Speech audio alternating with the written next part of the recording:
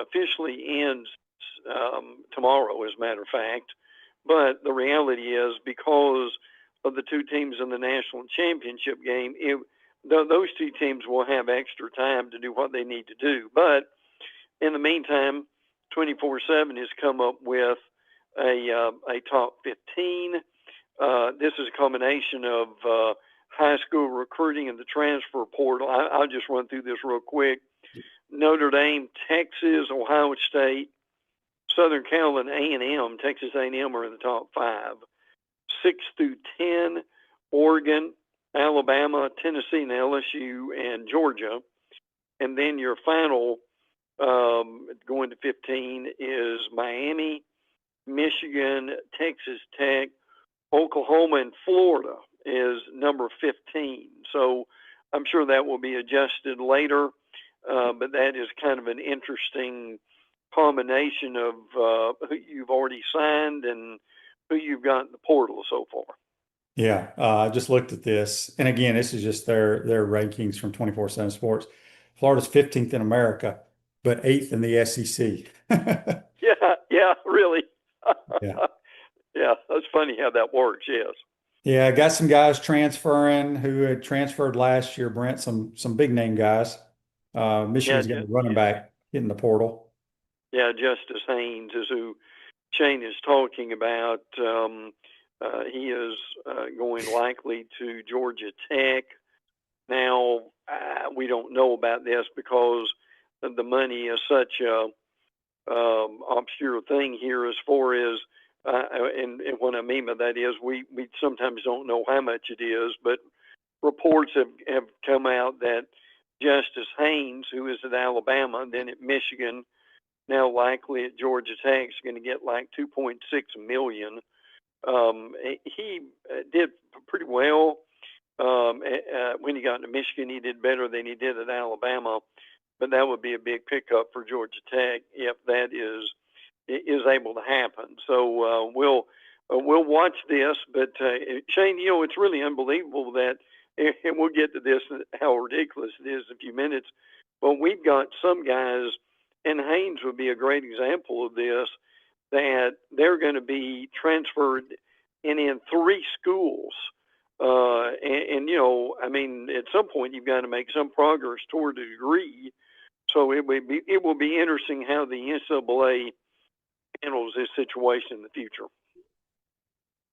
Very, very true. Okay, this new red shirt rule, Brent. I mean, what are we doing? What are they thinking? I really don't know. But the reality is the head coaches have voted unanimously.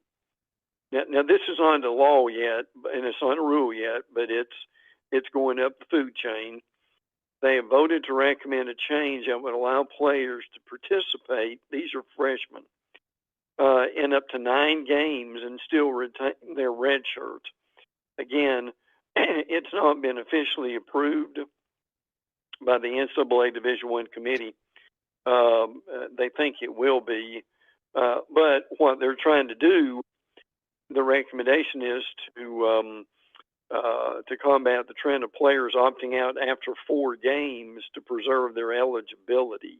So, Shane, it's kind of nuts, but that's another one that we've got but the bottom line is, right now you can play in 4 games if you're a freshman to preserve a red shirt. This is basically allowing that to double, well, actually more than double, to 9 games. Yeah, that's ridiculous in my opinion. Another little ridiculous stat is TJ Finley, who has been playing college football forever, is back in the transfer portal. Yeah, he is signed with Incarnate Word. Finley has been at LSU, Auburn, Texas State, Tulane, Western Kentucky, and Georgia State. So I think this will be, I don't know if they'll officially do anything about it, but I think this is something they're going to really look at. I mean, when you think about that, how many teams is that, Shane? That's 1, 2, 3, 4, 5, 6, 7. That's 7 teams. I mean, how do you go anywhere and have any kind of stability in your career by moving to so many schools. Well, he ain't very good either, though. That has a lot to do with it. That's true. Relive the Gator basketball national championship teams every thrilling moment with Franz Beard's new book, The Golden Season, the unforgettable story behind Florida's historic 2025 title run. Available now at spurriers.com. Click the shop tab and have it shipped the same day. All right, Brent, Alabama, they're losing some coaches, or fired some coaches, I should say. Yeah, well, obviously tomorrow's the end of the recruiting period to add folks in the portal.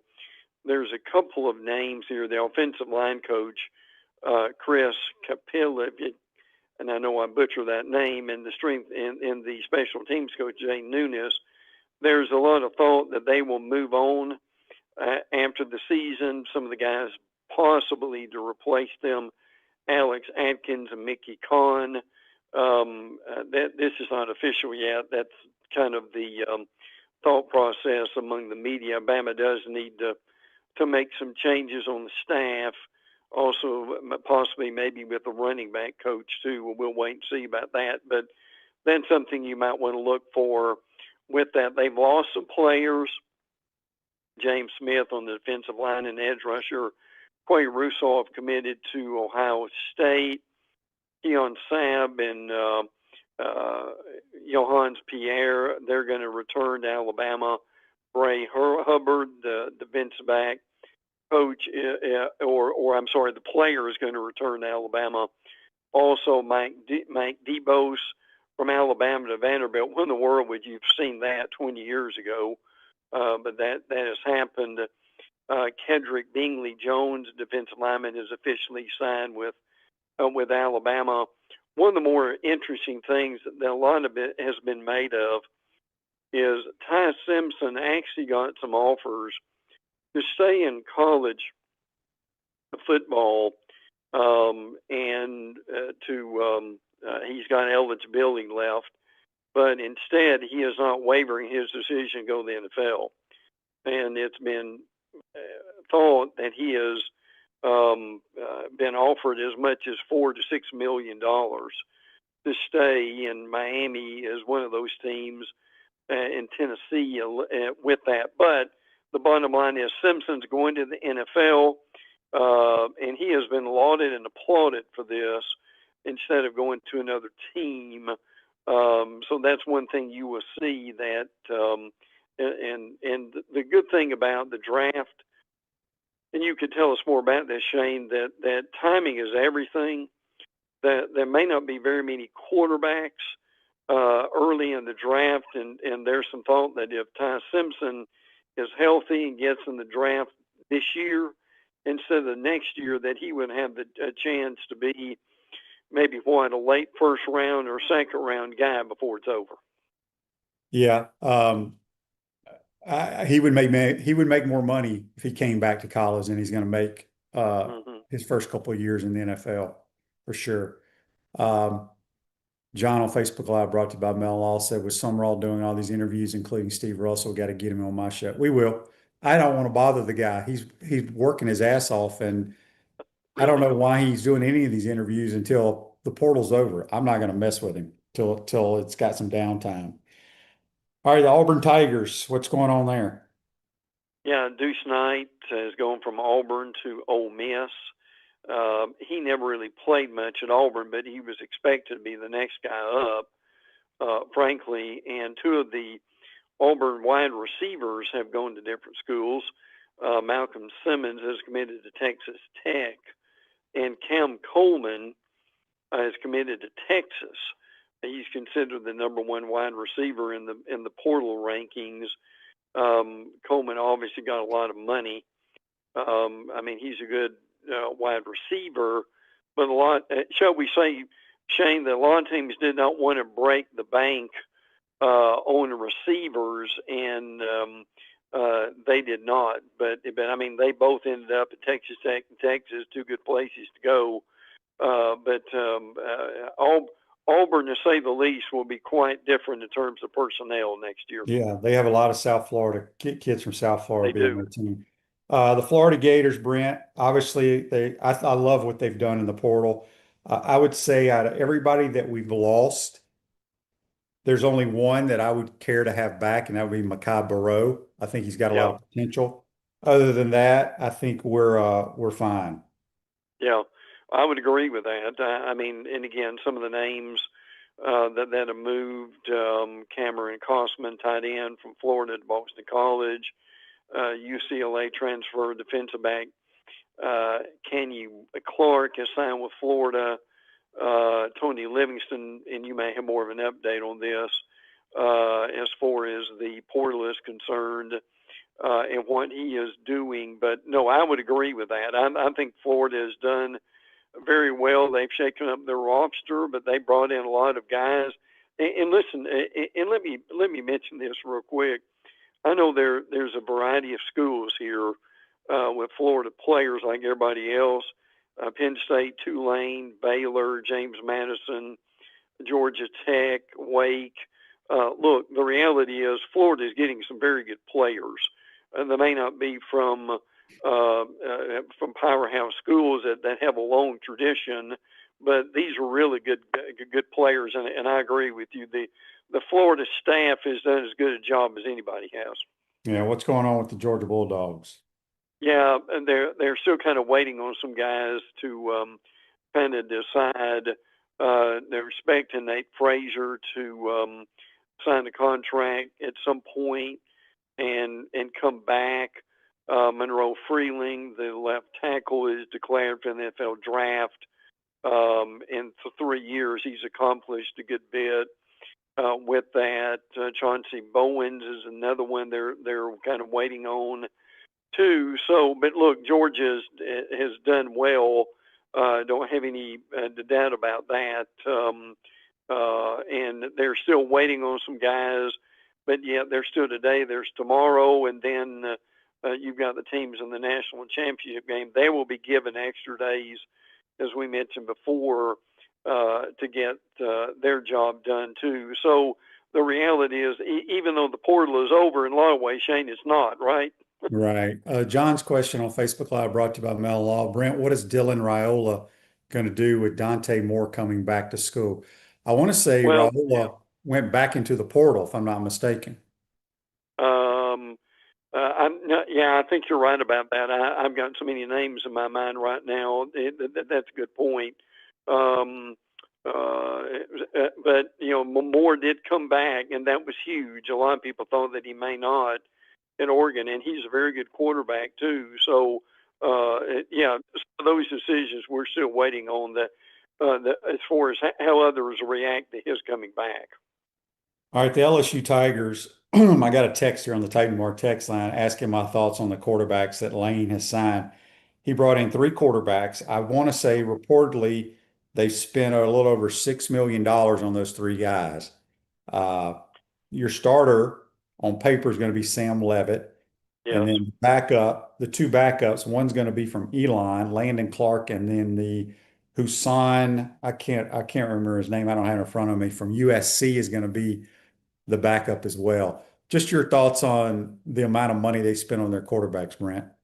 Well, it is amazing. I agree with that. And people are saying, well, why in the world would you get a guy from Elon? Well, look, there's some real diamonds in the rough here. We've got to look at the individual player, not just the school with this. But, I mean, even at Elon, he had 2,900 yards and 29 touchdowns.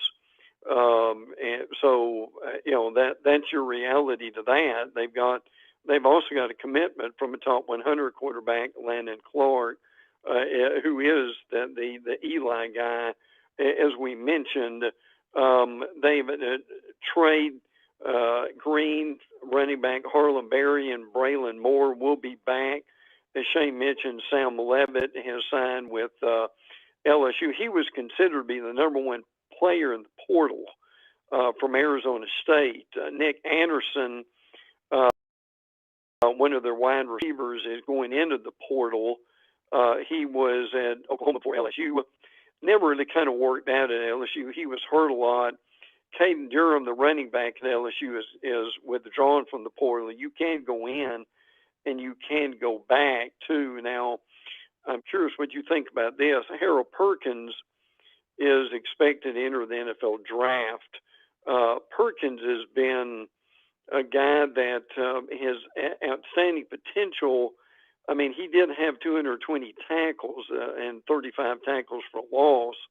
So he did some good things on the field. He was hurt a good bit, wasn't able to play. So that's going to be very interesting in the chain to see how Perkins does in the NFL. And would have been very interesting if he would have been healthy throughout his career. Yeah, Atlantic Roofing, your roofing experts for residential commercial roofing with more than 50 years of local experience.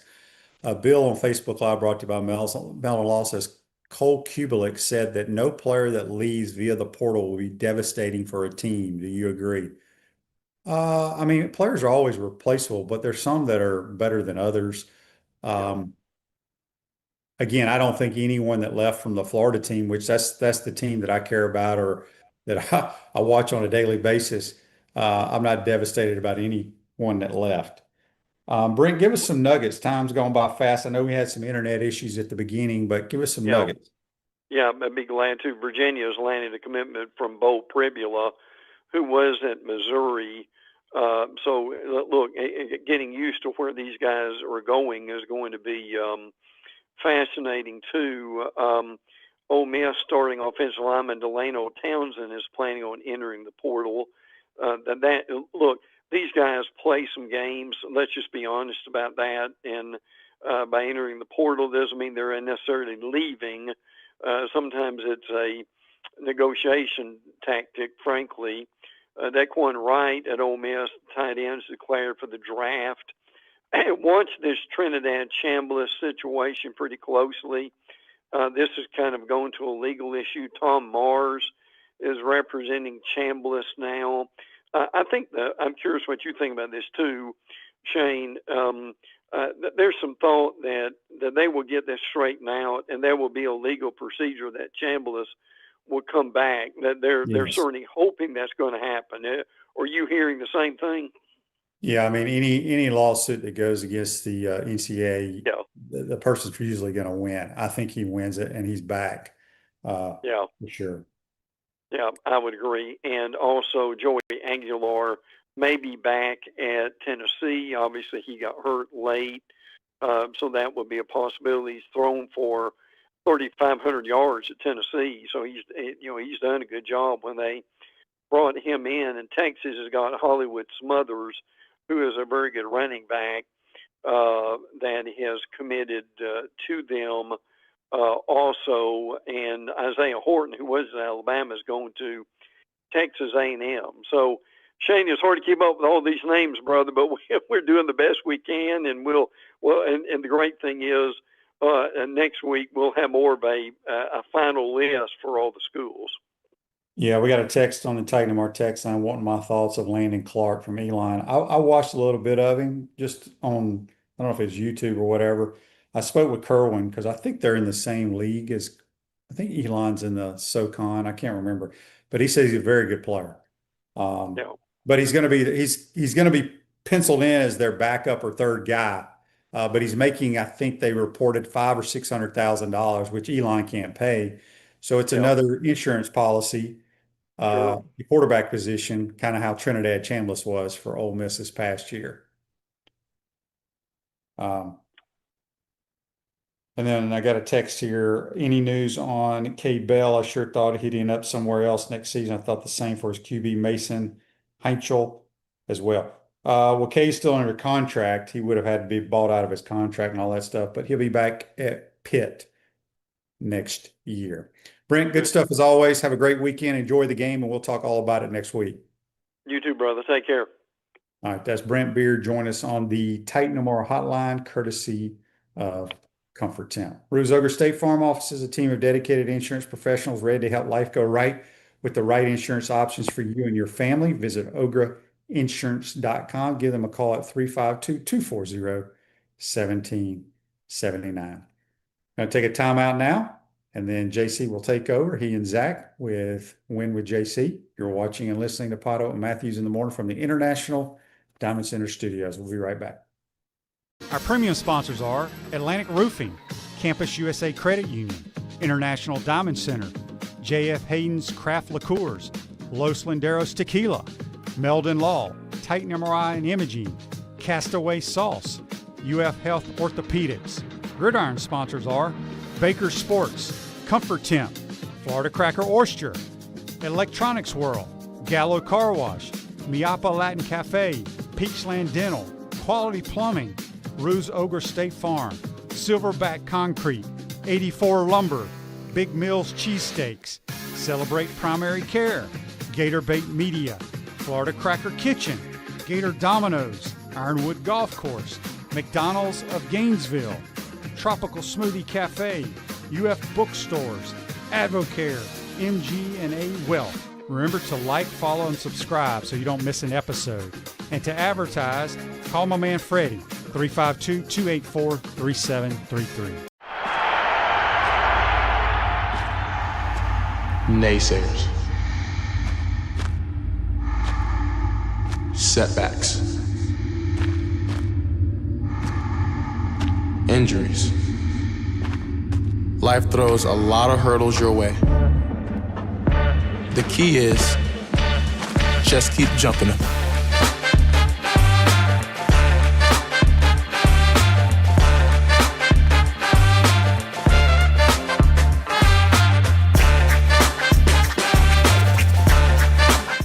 The jewelry store with the most likes, the most positive reviews, the most raving fans is International Diamond Center. IDC is definitely a place that I will come to as long as I live here. This will be my go-to place always. Literally the best jewelry store in town. You'll make friends for life coming in here. I felt like family from the beginning. Value was extraordinary. I've got a beautiful diamond on my finger and I'm very proud of it. International Diamond Center. I'm very happy to show it off. At Celebration Point and online at shopidc.com. On April 7th, 2025, Gator Nation reached the mountaintop as Florida won the national championship in basketball. Now, relive every thrilling moment with Brent Beaird's new book, The Golden Season, the unforgettable story behind Florida's historic 2025 title run. Feel the passion, the drama, and the glory all over again. Available now at Spurriers.com. Click the shop tab.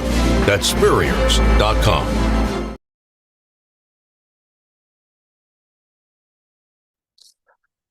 Okay, everybody. Hope you enjoyed that segment with the QB and Brent Beaird. You've got JC with you right now for the next 25, 30 minutes. Going to bring in Zach Rothrock as well as we go into a huge weekend of divisional playoff games in the National Football League. We're going to break them down. We're going to try to figure out a trend or an edge and try to get you on the right side if you favor wagering on these football games, and why wouldn't you?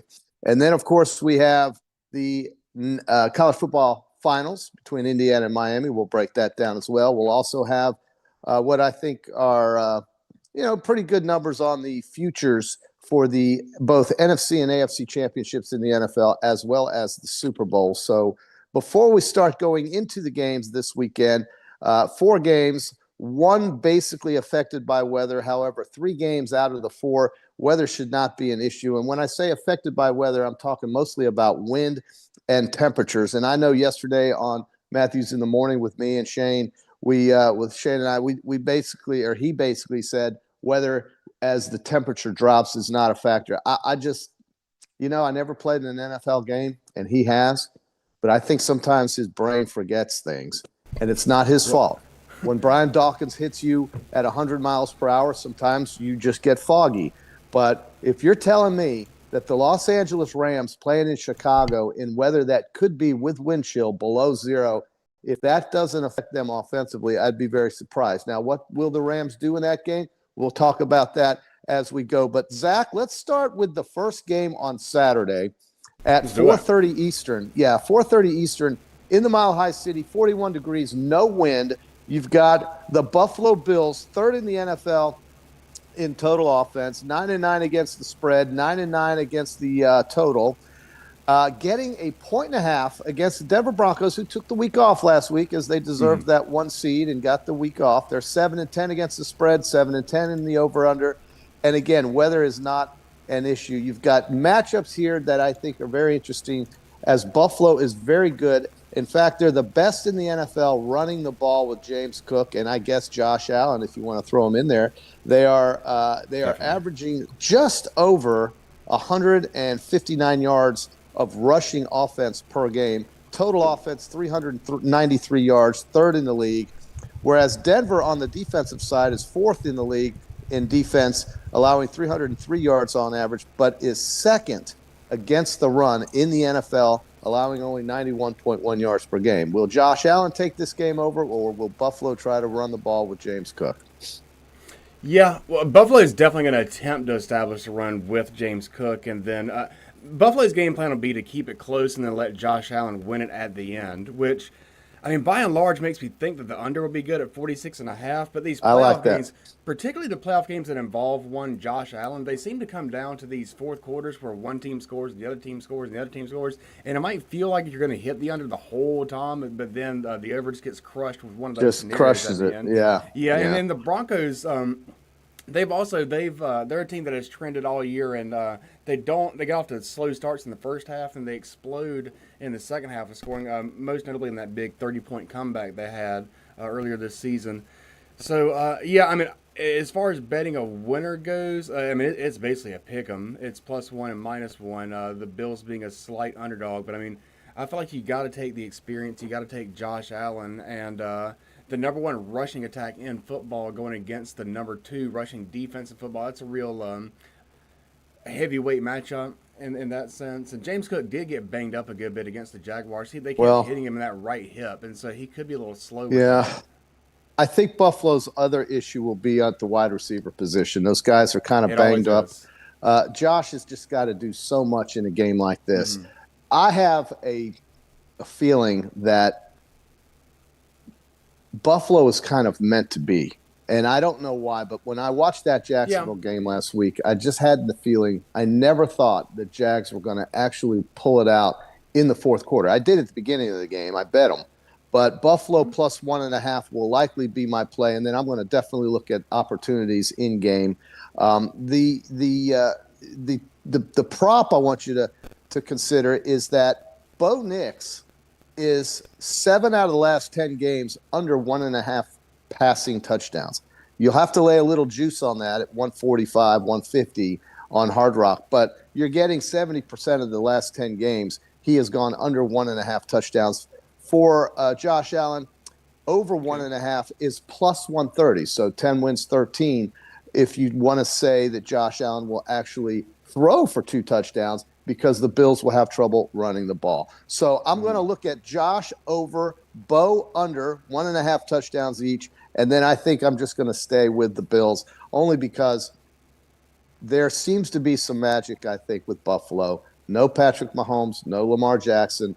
This playoff is going to basically come down to, can you beat Bo Nix in Denver, and then can you win possibly next week at New England or at Houston? That's what will happen to Buffalo if they win. They will play at New England or at Houston as a 6th seed. So let's go to that game between New England and Houston. This is the last game on Sunday. It's in Foxborough. The Texans getting this is the first game on Sunday. This is the first game on Sunday at, I want to say at 3:30, something like that.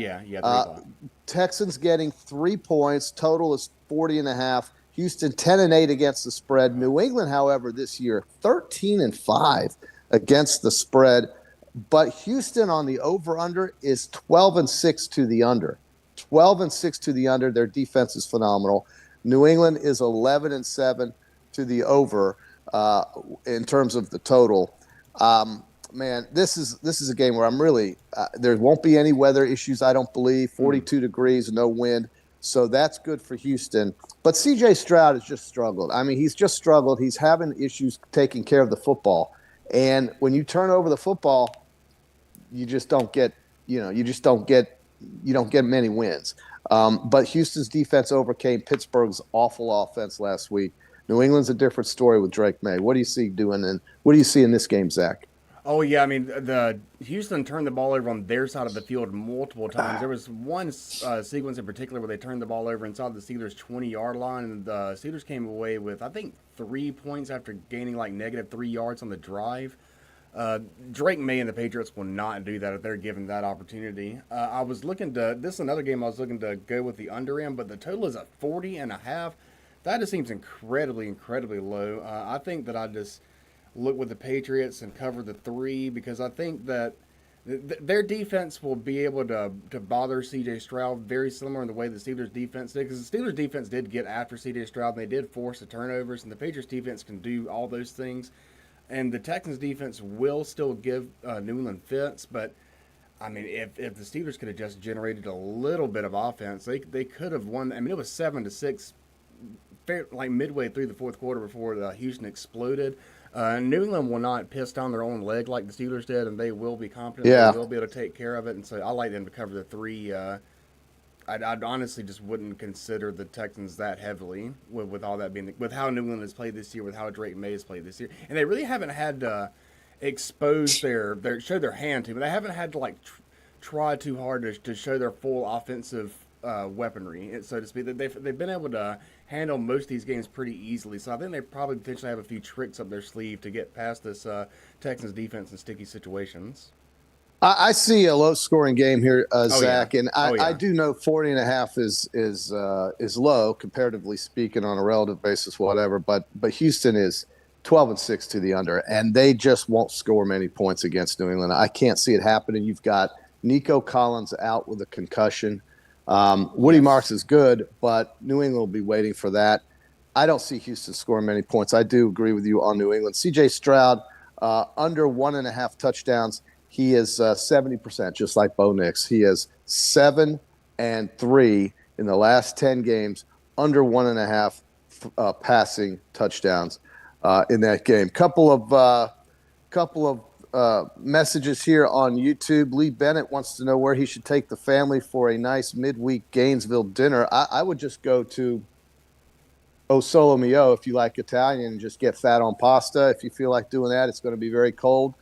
Maybe do that, but we typically won't do restaurant reviews here during this segment. But thank you for thinking of us, Lee. Also, let's see here. We've got MSRK Texans will roll the Patriots. MSRK is correct in that. Yeah, he's got Houston. He's going to run with the Texans. Speaking of the Texans, let me just give you a quick rundown of the futures odds. On Houston, you're plus 325 to win the AFC, but you are plus 850 to win the Super Bowl.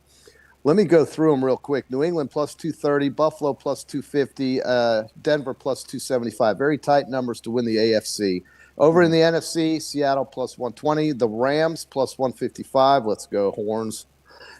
Chicago plus 600, San Francisco plus 900 to win the conference. Super Bowl, Seattle plus 275, Rams plus 325, Buffalo 575, New England 6-1, Denver 7-1, Houston 8.5-1, Chicago 14-1, and San Francisco 20-1 to win the Super Bowl. I think that has mostly to do with attrition and injuries as the 49ers try to keep a team together. In fact, let's just move straight to that game. That's the first game on that's the second game on Saturday. Why can't I get these times right? 8 o'clock in Seattle. Again, no weather issues, 49 degrees, 10-mile-an-hour winds. San Francisco catching 7. In the 2 meetings they've played, they split during the year. 17-13, the Niners won in the first weekend of the season at the season opener at home against Seattle. But the most recent game had a completely different story in San Francisco as they were playing literally for the 1 seed at home field throughout. Seattle wins it 13-3. It could have been a lot worse. There is nothing that I saw in that Seattle-San Francisco game 2 weeks ago that makes me think that San Francisco is going to do anything differently at Seattle in that environment. 12th man. The only passage I see for the Niners, who are clipping 7 points here in this game, the only passage I see for them even covering is if Sam Darnold gives up the ball and throws it away. Both these teams pretty good against the spread. The Niners 11-7. Seattle 12-5 against the spread. They're pretty even up on the over-under. The total is 45. I'm looking at Seattle because I am not convinced that without George Kittle, San Francisco is going to score a lot of points in this game. And I think Seattle, with a healthy tandem of running backs, Smith and Jigba, and again, Sam Darnold, just if he doesn't turn over the ball, how does San Francisco win this game? Now, the number is 7, so that's what we're betting on here. But I think at the end, Seattle pulls away in the fourth quarter, wins by 10, just like they did in San Francisco, and maybe by more. So I'm taking Seattle. Yeah, absolutely. I mean, it's hard to argue with anything you said. I would say, so you posed the question, how would San Francisco win this game? So we do need to look at what would happen for that to happen. If Turnovers. San Francisco were to win, definitely Sam Darnold turning the ball over helps. If he has one of those games like he's had against the Rams where he turns the ball over 3-4 times, that would be detrimental. And then also, the Niners their game plan is going to have to be to utilize Christian McCaffrey as early and as often as possible. And so if he is able to break loose against that Seattle defense and they're able to ball control, that would be their path to victory. But yeah, it's going to come down to how they can swarm Sam Darnold and make him make mistakes. But frankly, I just don't necessarily see that happening. I just think that the Seattle run game is going to be too good. Their defense is going to be San Francisco is going to be very limited in what they can do. And Seattle's defense, these two teams are very familiar with each other in terms of their scheme and their game plan and what they do. And so I just don't foresee San Francisco having a ton of success unless Brock Purdy and Christian McCaffrey would have to just have an all-time great performance for that to happen. Yeah. And listen, credit to the Niners going across country, beating the Philadelphia Eagles. Absolutely. That was impressive. That was. But Philly has got so many problems offensively, and they just fired their coach, their offensive coordinator. They're hoping like hell that Fangio will stay there as the defensive coordinator. This is a better team, Seattle. It's a much more complete team than the Eagles, and I think you've got more weapons offensively. I think there's a reason that number's at 7. And I'm not going to be afraid to lay it. Although, if that game gets tight, I think pressure then reverts to Seattle, and San Francisco's playing on house money. A prop bet for you in this game, Brock Purdy has thrown over 1.5 touchdown passes in 7 of his last 10, plus odds, plus 130 on that. Seattle, in this case, has won 7 straight. They're very good defensively. They only allow, I think, 17 points per game, the Seahawks. They've won 17 straight. You've got Kittle out with an Achilles. Pearsall is questionable. It's going to be the Jawan Jennings and McCaffrey show if the Niners win, along with Brock Purdy. But the Seahawks, 5th in the NFL in defense, allowing 304 yards per game.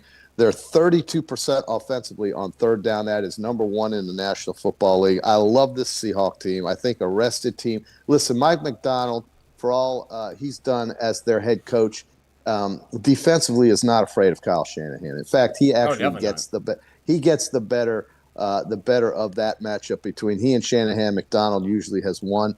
That is just fact. 12-5 against the spread. The Seahawks. I hate the Seahawks, but I love them if I'm betting on them because I can trust them. It doesn't matter where they play. If they're on the road, it doesn't matter if they are playing back-to-back road games in the league, and at home they are just a pain in the ass to deal with. Okay. I know it's more about the number at plus 7. I think we'll stay close inside that number, but in the fourth quarter, Seattle will I think, cover that game. So far, I'm on New England -3. I'm rooting for Houston. I'm on Seattle -7. I'm on Seattle -7, but I have the Bills plus 1.5. Hopefully that's not an 0-3 start for you guys. We will then go to Chicago where these guys right here, the Rams and the Bears. The Bears are the miracle team. There's no other way to put it. The way these guys win in the last couple of minutes of each game, they have just done it week after week after week. Why I didn't take the Chicago Bears when they were losing 21-3 at plus 10,000 or whatever it was for a $5-10 wager. Why I didn't do that is because I fell asleep. The Packers had that game won. I had the Packers to win. The Bears are just amazing. This game is going to be in Chicago Sunday at 8 o'clock.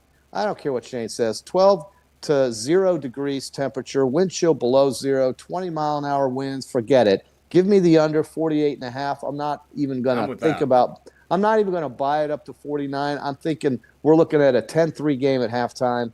And then if you feel like middling that over, feel free not to do it, because nobody, I think, is going to score in this game. I know the Rams like to run the ball. I know the Bears are really bad against the run, statistically speaking. The Rams are very good offensively, and lately defensively they just haven't been that good. Chicago getting 4, that's my play for this game. If it gets down to 3, I'm not so sure, but I love the 4. I love the 4. They are 11-6 against the spread. I'm tired of losing against the Bears when they pull these things out. But the bigger bet for me will be on the under 48.5. Yeah, I mean, it's going to be hard. I imagine that the general public is going to be all over the Bears +4, which kind of makes me nervous about that, but I'm with you on that same page. I do want to I think that what Shane was getting at with that was the weather will be the same for all the players, as in both teams have to deal with the wind and the weather, but the Bears live in Chicago. The Rams play in a dome. Yeah, exactly. I'm sorry. You're not going to tell me that Jared Verse and Fitz from Florida State, who played college football in Florida, are going to enjoy playing in 6 below zero. I mean, I just don't believe it. Now, I could be completely ignorant about this, but I have heard too much about the weather not to believe some of it. It's definitely worth considering, but I think that the big thing with the weather is a lot of these quarterbacks don't have a strong enough arm to cut through the wind, and both these quarterbacks definitely do with Stafford and Williams. But yeah, I hear you, and it definitely does make for – I think this game makes for a good under anyway with the defenses and the way that the Bears always come off to a slow start. I hate it, but I will go with the Bears +4. If that number were to go down, I wouldn't take it below 3. But with 4 and you get that field goal coverage, definitely with the Bears. I agree with that. Prop for you, Caleb Williams, over 1.5 touchdown passes, 7 out of the last 10 games, plus odds, +110. You're again talking about windy conditions, so don't look for an extended pass for touchdown, maybe something at the goal line. He'd have to get 2 for you to hit that, but you're getting odds, and and the trend is 7 out of the last 10 for you there. All right, Zach, we've got a few minutes left. Let's get into Monday night's game real quick between the Hoo-Hoos and the Canes. Bro, look, I get Indiana's story. It's unbelievable. It's unbelievable.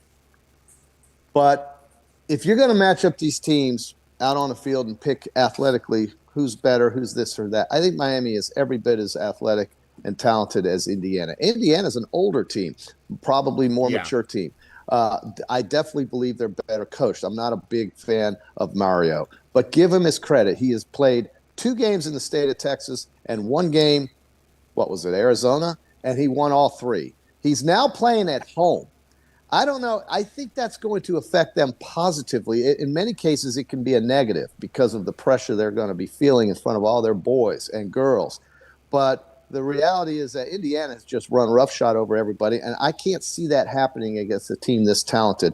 If you're saying to me the Miami Hurricanes, with all those players, are going to get 8.5 on their home field, that's good enough for me. And if I lose, I will accept the fact that Indiana might be one of the greatest teams we've ever seen in our life.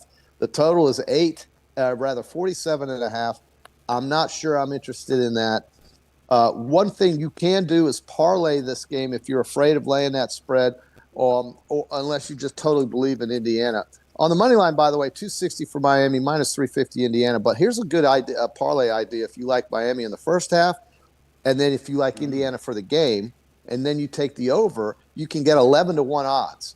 If you like Miami in the first half and Miami in the game and the over, you're only getting 900, +900. So that's kind of different in terms of the game result. But Miami in the first half is where you go with both those parlays. And then finally, if you like Indiana, first half to win the game, take the over or the under, you're getting close to 2-1 at +180.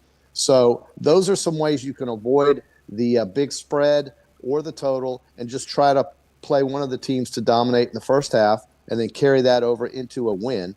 And then you'd have to, of course, hit the total. But those are 3-team parlays or 3-legged parlays at either +1100, +900, or +160. as I just explained. So that's another angle you can take in that game. I'll talk about that more with Shane on Monday.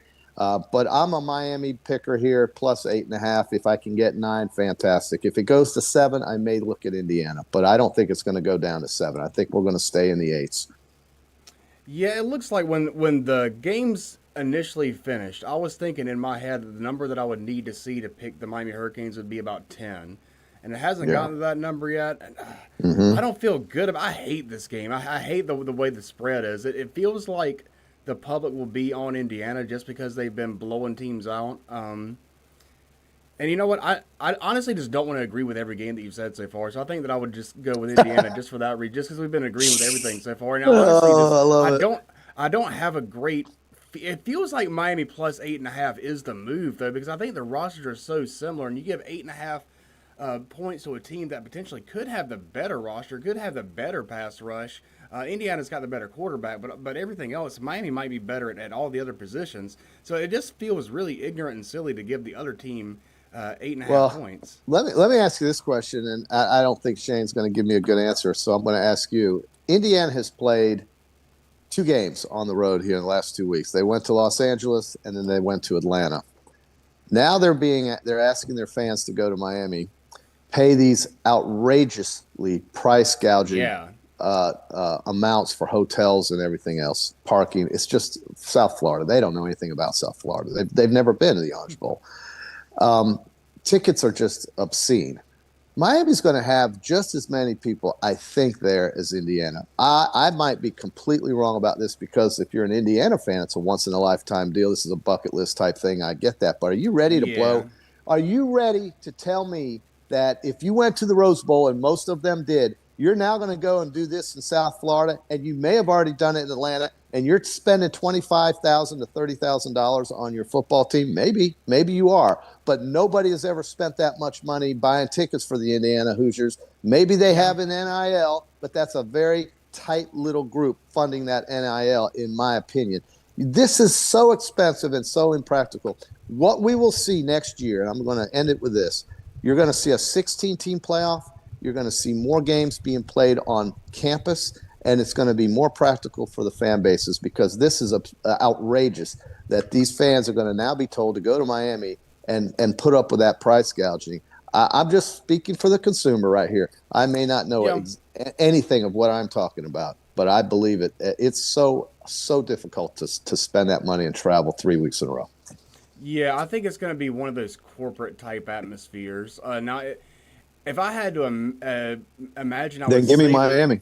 Yeah, exactly. But if I had to imagine, I would say that it would be more likely that Indiana's fan base would show up more, despite it being in. If all things were being equal, this was a one-time event, sure. But they just got done going to L.A. and Atlanta. Now, maybe not all of them went to L.A. and Atlanta, but sure felt like they did. Now you're telling them to go to South Florida. Man, good luck paying the bills this month. That's very expensive. But maybe I'm completely naive about this. Either way, Zach, I really am appreciative of you helping me out this morning on Win with JC. I hope you guys can get it done. Good luck with your bets this weekend. I'll be back tomorrow morning with Shane on Matthews in the Morning at 8 o'clock. We'll kind of review some of this with him.